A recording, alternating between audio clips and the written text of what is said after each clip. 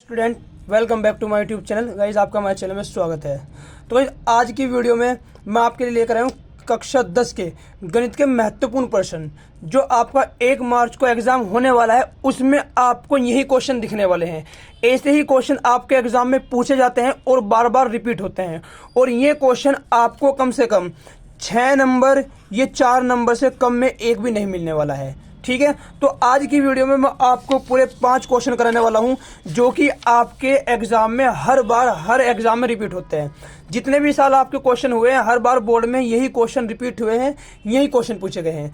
तो चलिए वीडियो को स्टार्ट करते हैं। फुल सॉल्यूशन के साथ आपको कराने वाला हूं और साथ ही साथ आपको एमसीक्यू भी प्रोवाइड कराऊंगा, जो आपकी नेक्स्ट वीडियो में आपको दिए जाएंगे।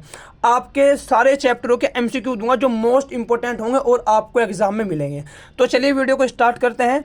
वीडियो को स्टार्ट करने से पहले अगर आपने चैनल को सब्सक्राइब नहीं किया, चैनल को सब्सक्राइब कर दीजिए और वीडियो को भी लाइक कर दीजिए। ऐसे ही क्वेश्चन इससे पहले वाली वीडियो में भी मैंने अपने चैनल पर डाल दिए हैं, तो आप उनको भी जाकर देखें। तो चलिए फर्स्ट क्वेश्चन से स्टार्ट करते हैं। और फर्स्ट क्वेश्चन ही हमारा मोस्ट इंपॉर्टेंट है, क्योंकि कितनी बार एग्जाम में पूछा गया है। तो फर्स्ट एग्जाम में हमें क्या दिया हुआ है कि सिद्ध कीजिए √2 एक अपरिमेय संख्या है। जितने भी क्वेश्चन है आप एग्जाम उठाकर देख लेना, आपको हर बार यही क्वेश्चन मिलेंगे। ठीक है, तो चलिए फर्स्ट क्वेश्चन में हमें क्या दिया हुआ है। सबसे पहले हम सोल्व करेंगे फर्स्ट क्वेश्चन को। फर्स्ट क्वेश्चन में कहा है सिद्ध कीजिए √2 एक अपरिमेय संख्या है। हमें दिखाना है √2 एक अपरिमेय संख्या है। किसको दिखाना है? √2 को। अब इस हमें पता है √2 एक अपरिमेय संख्या ही है। √2 क्या है? एक अपरिमेय संख्या है, क्योंकि रूट वाले सारे नंबर एक अपरिमेय संख्या होते हैं। बट उसने हमारे से पूछा है तो हमें सिद्ध करके दिखाना है इसको। तो हम इसको अपोजिट मान के चलेंगे। हम इसको क्या मान के चलेंगे? परिमेय संख्या मान के चलेंगे कि माना √2 एक परिमेय संख्या है। हम इसे क्या मान के चलेंगे? परिमेय संख्या मान के चलेंगे। जहां पी व क्यू क्या होते हैं? जहां पी व क्यू पूर्णांक है और HCF किसका? पी व क्यू का 1 होगा और Q नॉट इक्वल 0 के होगा। Q नॉट इक्वल क्या होता है? 0 के। जो परिमेय संख्या होती है उसमें P व Q पूर्णांक होते हैं और उनका HCF का मतलब है उन्हें ओनली 1 डिवाइड करें, उससे अलग और भी कोई भी नंबर डिवाइड ना करें, और Q नॉट इक्वल 0 होना चाहिए। तो अगर हमने इसको परिमेय कहा तो परिमेय के रूप में इसको लिखेंगे √2 इक्वल P/Q। अब मैं आपको बता दूं, अगर सिंगल डिजिट वाला आता है उसी के लिए आपका ये प्रोसेस है। अगर आप में प्लस में माइनस के साथ देता है तो मैंने अपनी पिछली वाली वीडियो में उन क्वेश्चनों का तरीका बताया है, वे कैसे होंगे। अब हम क्या करेंगे? ये अपरिमेय है, ये परिमेय है। मैंने अगर परिमेय बोला तो इन दोनों को परिमेय बनाएंगे। परिमेय बनाने के लिए रूट हटाना होगा, और रूट कैसे हटता है? दोनों तरफ का स्क्वायर कर देंगे। दोनों तरफ का वर्ग करने पर दोनों तरफ का हम वर्ग कर देंगे। तो √2 का वर्ग करेंगे, क्या हो जाएगा? √2 स्क्वायर, और P/Q का भी क्या हो जाएगा? स्क्वायर। तो √2 से स्क्वायर से √2 कैंसिल हुआ, यहाँ पर आया 2, और ये हो गया P/Q स्क्वायर। अब इसकी क्रॉस मल्टीप्लाई हो जाएगी, इधर जाएगा तो 2Q स्क्वायर इक्वल में हो गया आपका P स्क्वायर। और यहाँ हम इसको मानेंगे इक्वेशन नंबर फर्स्ट हर एक क्वेश्चन में। अब इक्वेशन नंबर फर्स्ट हो गई। अब ये 2 जो है वो इसके अपोन में आ जाएगा, Q square upon P square upon 2। एक बार हम P को दिखाएंगे ऐसे, और सेम ऐसे एक बार Q को दिखाएंगे। अब यहाँ पर देखो, जो 2 है वो P स्क्वायर को डिवाइड कर रहा, तो जो 2 है वो P को भी डिवाइड करेगा। अब इसका क्या मतलब है? जैसे मैं आपको कहूँ मेरे पास 25 है, ठीक है। 25 हमें पता है किसका स्क्वायर होता है? 5 का स्क्वायर होता है, ठीक है। तो जो 25 है, अगर 25 किससे डिवाइड हो रहा? 5 से, तो 100% 25 5 का स्क्वायर होता है, तो 5 भी 5 से डिवाइड होगा, ठीक है। जैसे 16 हमें पता है 4 का स्क्वायर होता है, और अगर ये 2 से डिवाइड हो रहा तो ये जो 2, तो मतलब जो 16 जिसका स्क्वायर होता है वो उसको भी डिवाइड करेगा। तो ये किसका स्क्वायर होता है? 4 का, तो 2 4 को भी डिवाइड करेगा। आया समझ में? अगर किसी नंबर का स्क्वायर किसी डिजिट से डिवाइड होता है तो वो नंबर भी डिवाइड होगा जिसका वो स्क्वायर है। तो पी स्क्वायर 2 से डिवाइड हो रहा तो पी भी किससे डिवाइड होगा? 2 से डिवाइड होगा। तो हम यहां लिखेंगे कि पी स्क्वायर क्या? पी स्क्वायर 2 से विभाजित होता है, 2 से विभाजित होता है, तो आपका P भी क्या हो जाएगा? P भी 2 से विभाजित होगा। जैसे मैंने यहां पर बताया पी स्क्वायर किसका स्क्वायर है? पी का है ना। तो अगर पी स्क्वायर 2 से विभाजित हो रहा तो पी भी 2 से विभाजित होगा। अब ये हमारा ये पहला स्टेप था, ये मैंने यहां पर पी को दिखाया। अब सेम ऐसे किसको दिखाएंगे? सेम ऐसे हम क्यू को दिखाएंगे। अब क्यू दिखाने के लिए हम क्या करते हैं? जिसको हमने दिखा दिया उसके इक्वल हम मान लेते हैं कि माना। हमने किसको दिखाया? पी को। हम पी के इक्वल ही मान लेंगे 2m। 2m कहाँ से आया? जिससे डिवाइड करते हैं उसके इक्वली कोई वेरिएबल ले लेते हैं। तो p बराबर क्या ले लिया? 2m। तो यहाँ इसके बाद हमने स्क्वायर करा था, यहाँ भी सेम वैसे ही स्क्वायर कर देंगे। यहाँ भी क्या करेंगे? दोनों तरफ का वर्ग करने पर। तो दोनों तरफ का वर्ग करेंगे, p का स्क्वायर इक्वल में 2m का क्या हो जाएगा? स्क्वायर। तो ये हुआ पी स्क्वायर और ये हुआ 2 2 4 m स्क्वायर। अब आप देखो हमें इस कंडीशन में क्यू को दिखाना है, जबकि यहाँ तो क्यू है नहीं, पर हमने इक्वेशन 1 बनाई थी। समीकरण 1 से हम पी स्क्वायर का मान रख देंगे। समीकरण फर्स्ट से क्या कर देंगे? पी स्क्वायर की जगह रख देंगे 2q स्क्वायर। तो हम क्या करेंगे? पी की जगह रख देंगे हम 2q स्क्वायर इक्वल में 4m स्क्वायर। ये हुआ। अब हम क्या करेंगे? इस 4 को q के अपोन में ले आएंगे। तो हम m स्क्वायर को यहीं रखेंगे और 2q स्क्वायर अपोन में 4। तो 2 एकम 2 और 2 दूनी 4। तो क्या हुआ हमारे पास? m स्क्वायर बराबर हो गया q स्क्वायर अपोन में 2। देखिए अब हम q को भी दिखा दिया, तो q के लिए भी हम सेम यही लाइन लिख देंगे। क्या? कि जो q स्क्वायर है, क्या q स्क्वायर किससे? q स्क्वायर 2 से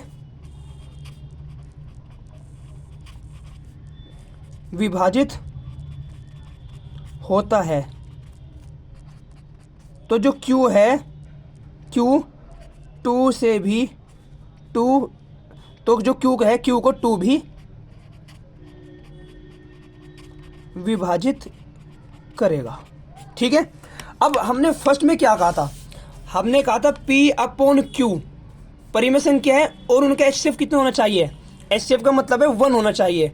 1 का मतलब है कि उनको ओनली 1 डिवाइड करे, उससे अलग और कोई भी डिवाइड ना करे। और यहाँ देखो, यहाँ p को कौन डिवाइड कर रहा है? 2।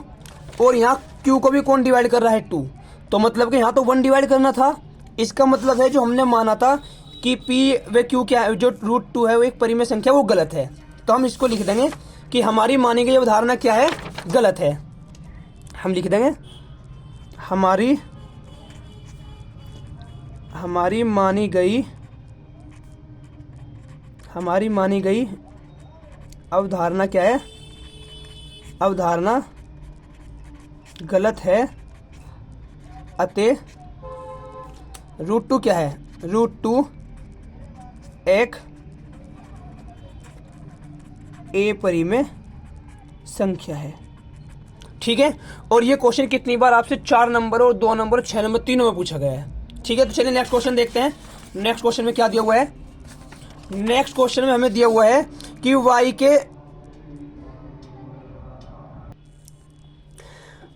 के वे मान ज्ञात कीजिए जिनके लिए बिंदुओं 5 - 3 और 13y के बीच की दूरी 10 मात्रक है। ये क्वेश्चन भी आपका इंपॉर्टेंट है और कितनी बार आपके एग्जाम में पूछा गया है। तो देखिए इस क्वेश्चन को देखते हैं। उसने कहा y के वे मान ज्ञात कीजिए जिनके लिए बिंदु कौन से दिए हुए हमें? बिंदु हमें दिए हुए हैं 5 - 3 और 13 में y, और बीच की दूरी कितनी दी हुई है? बीच की दूरी है 10। तो हमें y का मान ज्ञात करना है। अब हमें पता है, हम चैप्टर नंबर 7 हमने पढ़ा है, बीच की दूरी के लिए क्या होता है फॉर्मूला? बीच की दूरी बीच की दूरी के लिए होता है हमारे पास square root x2 minus x1 का whole square plus y2 minus y1 का होल स्क्वायर। अब यहाँ पर देखो ये हमारे पास क्या है, ये हमारे पास x1 है, ये हमारे पास y1 है, ये हमारे पास x2 है और ये हमारे पास क्या है y2 है। ठीक है, अब हम यहाँ पर उठा क्या करेंगे, हम उठाकर वैल्यू रख देंगे इसमें। बीच की दूरी कितनी है 10 है हमारे पास, हम यहाँ रखेंगे 10 इक्वल स्क्वायर रूट x2 हमारे पास कितना है 13 माइनस x1 कितना है हमारे पास 5 स्क्वायर प्लस y2 कितना है हमारे पास 13 y2 हमारे पास y है, कितना है y है माइनस y1 कितना है हमारे पास माइनस के 3, एक माइनस और एक माइनस प्लस हुआ 3 और इसका क्या हो गया होल स्क्वायर हो गया। ठीक है, अब ये तो हमारे पास 10 रहा, ये स्क्वायर रूट के अंदर क्या हो जाएगा 13 में 5 माइनस होंगे तो 8 बचेंगे, तो 8 का स्क्वायर और प्लस ये हो जाएगा y प्लस 3 का स्क्वायर, तो 10 इक्वल ये हो गया हमारे पास 64 और ये हो गया y प्लस 3 का होल स्क्वायर। ठीक है, अब देखो हमें y का मान ज्ञात करना है, तो y का मान ज्ञात करने के लिए हमें स्क्वायर रूट प्रॉब्लम कर रहा है, माने कि जो दिक्कत दे रहा है वो स्क्वायर रूट दे रहा है, तो स्क्वायर रूट को हम खत्म करेंगे। स्क्वायर रूट आपको पता है कैसे खत्म करते हैं, दोनों तरफ का वर्क करने पर। तो हम क्या कर देंगे, हम दोनों तरफ का वर्क कर देंगे, दोनों तरफ का वर्ग करने पर कर देंगे। 10 का भी स्क्वायर होगा और 64 प्लस y प्लस 3 का स्क्वायर, इस पूरे का भी क्या हो जाएगा स्क्वायर हो जाएगा, तो ये तो हो गया 100 हमारे पास और इससे ये हमारा कैंसिल हो जाएगा, तो 64 प्लस y प्लस 3 का होल स्क्वायर।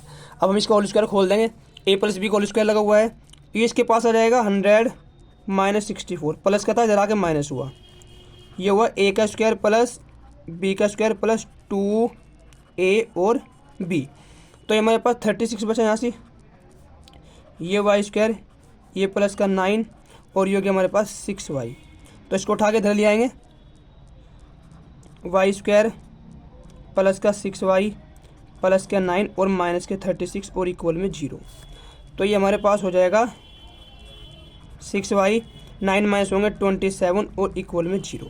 अब हम इसके फैक्टर करेंगे, क्योंकि हमें y का मान निकालना, तो हम इसके फैक्टर करेंगे। फैक्टर करने के लिए क्या करेंगे, 6 के से 2 फैक्टर करने हैं, मल्टीप्लाई करें 27 आए और अगर माइनस करें तो कितना आना चाहिए हमारे पास 6 आना चाहिए, तो हम फैक्टर इसके क्या लिख देंगे 9 माइनस 3, 9 से 27, 9 में से 3 गए 6 और मल्टीप्लाई करेंगे तो 27, y 27 और इक्वल में 0, तो y स्क्वायर प्लस का 9y माइनस का 3y माइनस 27 और इक्वल में क्या होगी हमारे पास 0, तो दोनों में से y कॉमन था y प्लस 9, दोनों में से 3 कॉमन y प्लस 9 इक्वल में 0, तो y प्लस 9 हुआ हमारे पास और y माइनस का 3 हुआ इक्वल में 0। तो हमें y का मान ज्ञात करना था, एक बार इसको रखेंगे y प्लस 9 बराबर 0, तो y बराबर कितना हो गया हमारे पास माइनस का 9, एक मान ये आया हमारे पास और y माइनस 3 इक्वल में 0, तो y बराबर क्या हुआ हमारे पास 3। ये हमारे पास दोनों y के मान निकल के आए जो किसी ने हमारे से क्वेश्चन में पूछा था। ठीक है, चलिए नेक्स्ट क्वेश्चन देखते हैं, क्वेश्चन नंबर 3। क्वेश्चन 3 में क्या दिया हुआ है, क्वेश्चन 3 में कहा है, और ये क्वेश्चन आपका मोस्ट इंपॉर्टेंट क्वेश्चन है, क्योंकि ये कोस का है। कभी आपको tan की वैल्यू देके पूछ लेता है कि tan दिया हुआ है तो ए बी का मान ज्ञात करो, यहाँ साइन कोस में दिया हुआ है। सेम करने का प्रोसेस आपका यही रहेगा जो मैं बता रहा हूँ। इसमें यह कहा है यदि कोस a माइनस बी बराबर √3/2 और साइन a प्लस बी बराबर √3/2 हो तो a व b का मान ज्ञात कीजिए। जहाँ जो थीटा है वो क्या है, जो a प्लस बी है वो 0 से बड़ा और 90 के से छोटा है उसके इक्वल हो सकता है, और a बड़ा है b से, तो a व b का मान ज्ञात कीजिए। अब हमें जो मान दिया हम उसको लिख लेंगे।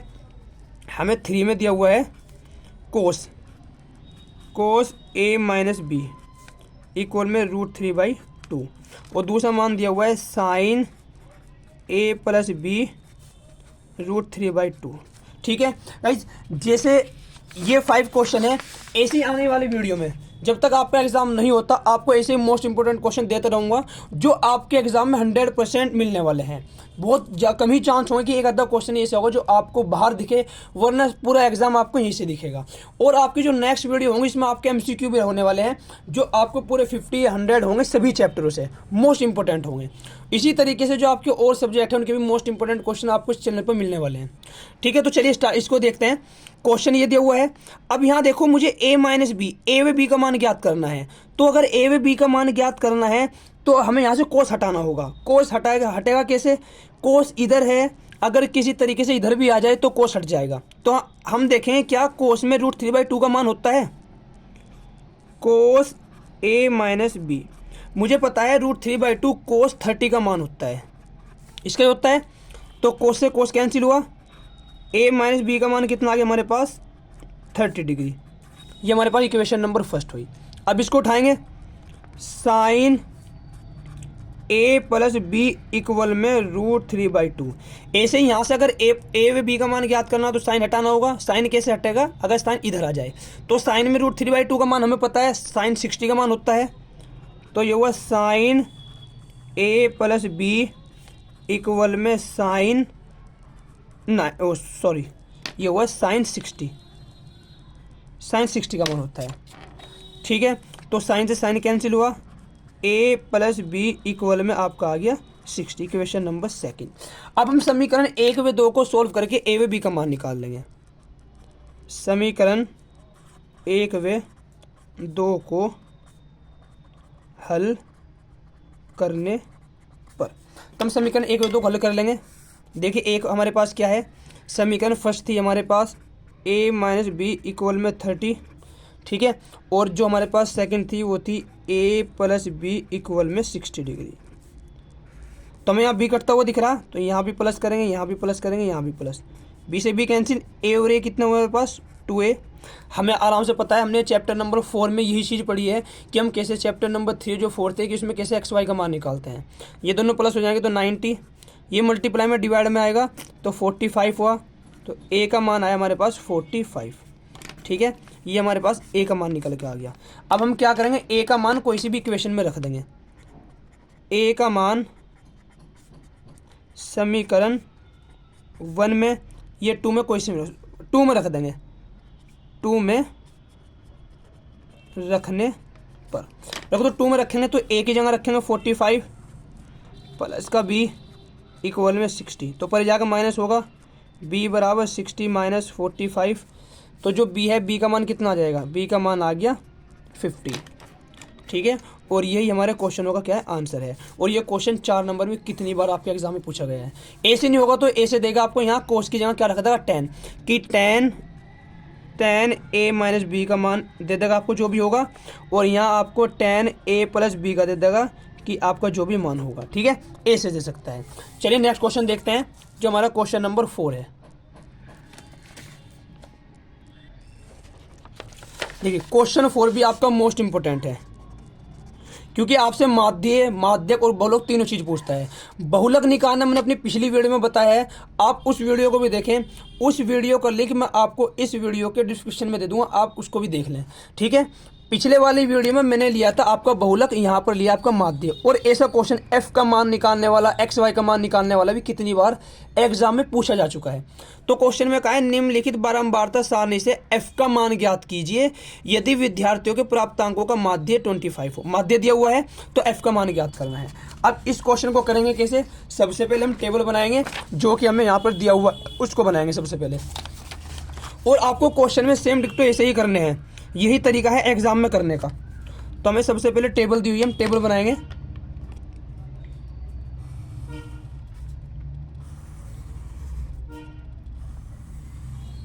यहां पर लिख रहे हैं हमारे प्राप्तांक कि प्राप्तांक हमारे कितने हैं। प्राप्तांक हमारे 0 to 10, 10 to 20, 20 to 30, 30 to 40 और 40 to 50। ठीक है, और जो हमारी विद्यार्थियों की संख्या है, आपको पता है संख्या को f बोलते हैं। ठीक है, जो संख्या है वो हमारे पास है 6, 10 और 5। अब हमें उसने क्या दिया हुआ है, हमें उसने मध्य दिया हुआ है, उसने हमें इसमें माध्य दे रखा और f का मान ज्ञात करने को हमें कहा है। तो हमें क्या निकालना है, हमें उसने मध्य दे रखा। अब सबसे पहले हम क्या करेंगे, हमें अगर उसने मध्य दिया हुआ है, मध्य कितना दे रखा, माध्य दिया हुआ है हमें उसने 25, तो f का मान पूछ रहा, तो समांतर माध्य वाला फॉर्मूला लगेगा। और समांतर माध्य निकालने के लिए फॉर्मूला हमारे पास क्या होता है,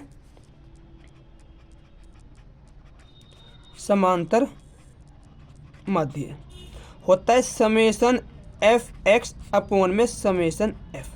ये फॉर्मूला होता है हमारे पास माध्य निकालने के लिए। समांतर माध्य अगर हमें निकालना हो तो समांतर माध्य निकालने के लिए हमें एफ और एक्स चाहिए।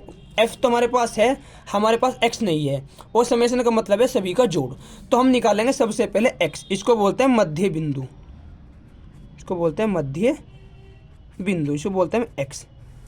तो सबसे पहले हम इसको निकालेंगे। यो कैसे निकलता है, यो निकलता है हमारे यहाँ से, इसकी अपर लिमिट और लोअर लिमिट दोनों को ऐड करो, 2 से डिवाइड कर दो। 0 + 10, 10 हुआ, 10 को 2 से डिवाइड करोगे तो 5। इन दोनों को ऐड करोगे 30 हुआ, 2 से डिवाइड करोगे तो 15। इन दोनों को ऐड करोगे 2 से डिवाइड करोगे तो 25। ऐसे ही 35 और ऐसे ही 45। ठीक है, ये हमें दिया हुआ है, ये हमने निकाल लिया यहाँ से। अब हमें एफ एक्स की मल्टीप्लाई करनी है, तो हम यहाँ पर निकालेंगे हमारा एफ और एक्स। एफ एक्स हमारे पास क्या है, ये हमारे पास एफ है और ये हमारे पास क्या एक्स है। अब हम इनकी मल्टीप्लाई कर देंगे, तो मल्टीप्लाई करते हैं चले। अब 65 में करेंगे तो 6 पंजे कितना हो जाएगा हमारे पास 30। एफ की 15 में करेंगे तो हमारे पास ये 15 एफ ही होगा। और जब 25 की हम 6 में करेंगे तो 25 का कितना होता है 150 होता है। और फिर जब हम इसकी 35 की 10 में करेंगे तो 300 कितना हो जाएगा हमारे पास 50 हो जाएगा। और जब इसकी इसमें करेंगे तो 40, अगर आप 45 की 5 में करेंगे तो हमारे पास 225। सारों की मल्टीप्लाई हुई। अब यहाँ हमें समेशन एफ एक्स, पहले सारों का जोड़ निकालना है। हमें करना है summation F x, summation F और फिर समेशन एफ। समेशन एफ हमारे पास है ये। अब इसको हम ऐड कर देंगे। ऐड कैसे करेंगे, देखो 10, 15, 21, 6, 27। तो मतलब कि हमारे पास हो जाएगा 27 प्लस में एफ। एफ एक क्या है, एक चर है और ये सब एचर हैं। चर और एचर कभी भी ऐड नहीं होते, तो हमने एफ को अलग रखा। अब ऐसे हम इसको ऐड करेंगे, ऐड करके देखते हैं हमारे पास क्या हो जाएगा। देखो हम ऐड करेंगे 225 प्लस 350 और प्लस हमारे पास हो जाएगा 150 और प्लस हमारे पास होगा 30। तो हमारे पास ये कुल मिला के इन सारों का, इसको छोड़ के इन सारों का जो जोड़ होगा वो होगा 755। और प्लस में हम रखेंगे 15f, क्योंकि हमारे पास क्या है एक चर है और ये सब हमारे पास एचर हैं। तो रखेंगे। हमें समांतर माध्य दिया हुआ है और समांतर माध्य में कितना दे रखा, हमें दिया हुआ है 25। मैंने लिखा था माध्य दिया हुआ है हमें 25, तो हमें जो समांतर माध्य वो दे रखा 25। एफ एक्स हमारे पास आया 755 प्लस में 15f और अपॉन में हमारे पास हुआ 27 प्लस का f। क्रॉस मल्टीप्लाई करते हैं हम इसकी इधर और इसकी इधर, तो इसकी इधर करेंगे तो हमारे पास क्या हो जाएगा, हमारे पास होगा 25 27 प्लस f और इक्वल में 755 और प्लस में 15f। तो हम मल्टीप्लाई करेंगे। अगर हम 25 की मल्टीप्लाई करें किस में, 27 में, तो हमारे पास कितना आता है 675 प्लस इस किस में करेंगे तो 25f हुआ इक्वल, ये 755 हुआ और ये हमारे पास 15f हुआ। अब हम क्या करेंगे, हम जो नंबर थे इस वाले को उधर लेके जाएंगे और इस f को इधर ले आएंगे। तो 25f था, ये 15f इधर आके माइनस हो गया। ऐसे ही हमारे पास 755 था, ऊपर जाकर माइनस हो गया 675। अब ये हमारे पास कितने बचे, 10f बचे। यहाँ हमारे पास कितने बचे, हम माइनस करके देख लेंगे। 755 में से हम माइनस कर देंगे 675 को, तो हमारे पास निकल के आएगा 80। कितना हमारे पास 80। अब हम इस स्विच को डिवाइड करेंगे 8 टाइम होगा, तो f का मान हमारे पास आ जाएगा 8। और यही हमारे क्वेश्चन का क्या होगा, आंसर होगा। ठीक है, और ये क्वेश्चन आपका इम्पोर्टेंट भी है क्योंकि आपके एग्जाम में पूछा भी गया है। ठीक है, देखिए आज की वीडियो को लास्ट क्वेश्चन, और लास्ट क्वेश्चन आपका मोस्ट इम्पोर्टेंट है। ठीक है, क्योंकि आपका ये चैप्टर 12 से 14 नंबर का चैप्टर आता है। तो देखिए हम इस क्वेश्चन में क्या दिया हुआ है। ठीक है, और इस चैनल, अगर आपको वीडियो अच्छी लगी हो तो आप चैनल को सब्सक्राइब जरूर करें और वीडियो को भी लाइक करें। तो क्वेश्चन में देखिए जो क्वेश्चन हमारा 5 है, 5 क्वेश्चन में मोस्ट इंपॉर्टेंट हमारी फिगर है। हमने फिगर बना ली, हमारा क्वेश्चन हो गया। उसने कहा लकड़ी के एक ठोस बेलन के प्रत्येक सिरे पर अर्धगोला निकाल कर एक वस्तु बनाई गई, मतलब एक अर्धगोला काट कर, यहाँ पर एक अर्धगोला काट कर निकालने पर एक वस्तु बनाई गई। यदि बेलन की ऊंचाई 10 सेंटीमीटर और आधार की त्रिज्या 3.5 सेंटीमीटर है तो इस वस्तु का संपूर्ण पृष्ठीय क्षेत्रफल ज्ञात कीजिए। सबसे पहले पूरा क्वेश्चन हमारा डिपेंड फिगर पर है। उसने कहा एक बेलनाकार ठोस है कोई भी, ये हमारे पास कोई बेलनाकार ठोस है, ठीक है, ये हमने क्या बना दिया, बेलन बना दिया। अब उसने कहा इसके दोनों सिरों से क्या निकाला गया, एक हमें अर्धगोला निकाल लेंगे दोनों सिरों से। दोनों सिरों का मतलब है इस सिरे से भी एक अर्धगोला निकाल लिया और इस सिरे से भी क्या निकाले, एक अर्धगोला निकाल लिया। अब उसने कहा यदि इसकी पूरे की ऊंचाई 10 सेंटीमीटर हो, कितनी है, पूरे की ऊंचाई अगर 10 सेंटीमीटर हो और इसका जो व्यास है, जो इसकी त्रिज्या दे रखी है वो दे रखी है 3.5, जो त्रिज्या है वो कितनी है, 3.5 है। तो इसका पूरे का संपूर्ण पृष्ठीय क्षेत्रफल ज्ञात करना है।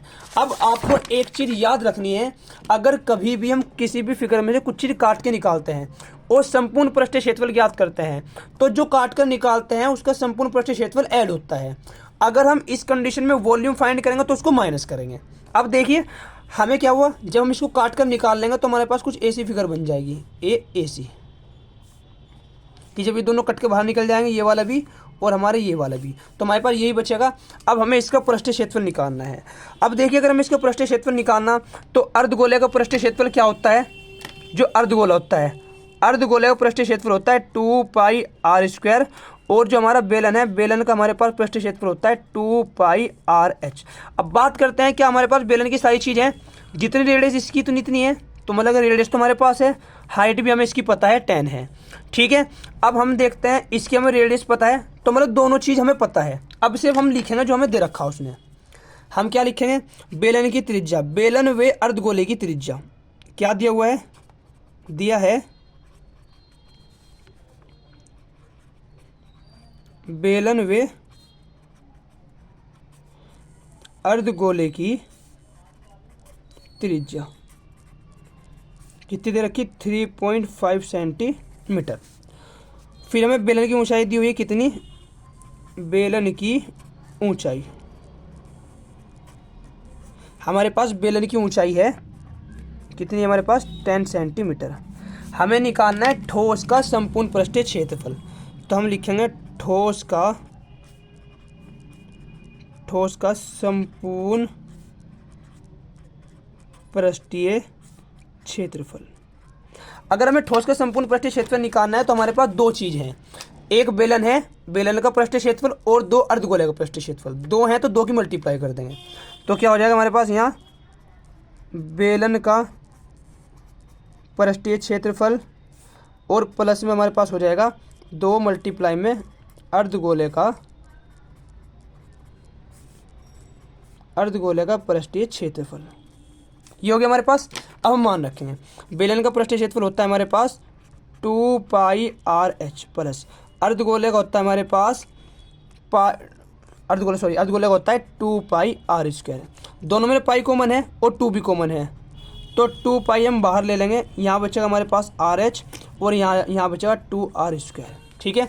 अब मान रखेंगे 2π का मान है 22/7, r कितना है हमारे पास 3.5, h हमारे पास 10 है, यहाँ 2 और 3.5 का क्या हो जाएगा, स्क्वायर हो जाएगा, ठीक है।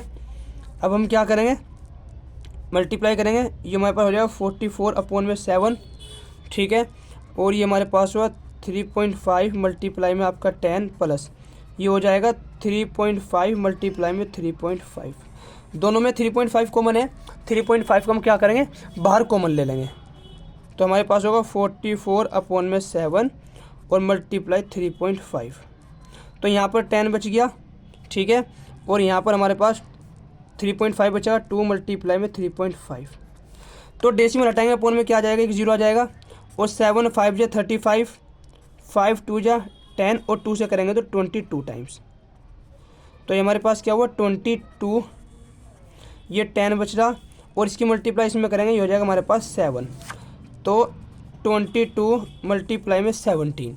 अब हम मल्टीप्लाई कर देंगे, 22 की मल्टीप्लाई अगर 17 में करते हैं तो हमारे पास आता है 374 सेंटीमीटर स्क्वायर।